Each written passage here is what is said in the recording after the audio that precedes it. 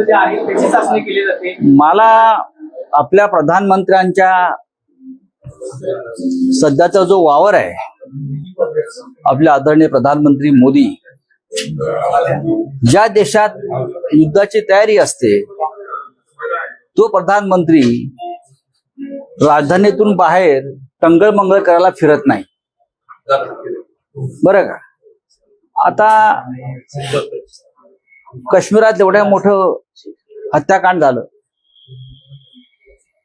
आमचे प्रधानमंत्री बिहारला प्रचाराला गेले, इतकं मोठं हत्याकांड झालं, पाकिस्तानला धडा शिकवू वगैरे बोलले.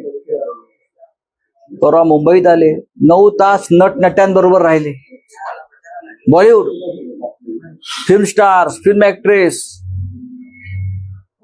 9 तास देशाचे प्रधानमंत्री, युद्धाची देशात चर्चा चालू आहे आणि 9 तास प्रधानमंत्री आमचे. त्यानंतर काल तुम्ही बघा व्हिडिओ आले, सन्माननीय गौतम भाई अडाणी यांचा एका बंदराच्या उद्घाटनाला गेले, त्यांना मिठ्या मारल्या. आणखीन एका कार्यक्रमामध्ये आंध्रचे नेते मला डेप्युटी सीएम पवन कल्याण यांच्या बरोबर हास्य विनोद करतायत.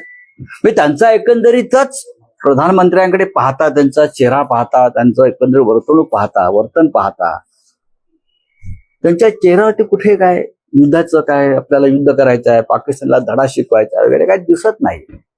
खुशमिजाज अवस्थेमध्ये आहेत. आम्ही चिंतेमध्ये आहोत की पाकिस्तानला धडा कसा शिकवायचा, की पाकिस्तानशी युद्ध कसं करायचं. विमाने वगैरे उडतायत, प्रॅक्टिस चालू आहे विमान उडवायची. आता मी काय डिफेन्स मधले एक्सपर्ट नाही, युद्ध सराव हा सदैव सुरू असतो. ज्या देशाला पाकिस्तान सारखा किंवा चीन सारखा एक दुश्मन शेजारी लाभलेला आहे, तिथे युद्ध सराव ऐन वेळेस होत नाही, हा सुरूच असतो, एक प्रोसेस आहे. त्याच्यावर मी त्याच्यावर टीका, तो डिफेन्सचा विषय. पण प्रधानमंत्री किंवा एकंदरीत सरकारचं वर्तन पाहता त्यांच्या चेहऱ्यावरती मला ते युद्धाला सामोरं जात आहेत असं वाटत नाही. फक्त मीडियामध्ये बातम्या येत आहेत, त्यांनी युद्ध सुरू केलंय मीडियातून, विशेषतः राष्ट्रीय मीडियाने युद्ध सुरू केलंय, बॉम्ब टाकलेले आहेत पाकिस्तानवर, पाकिस्तानचे राज्यकर्ते पळून गेलेले आहेत, भूमिगत झालेले आहेत वगैरे, हे युद्ध सुरू आहे.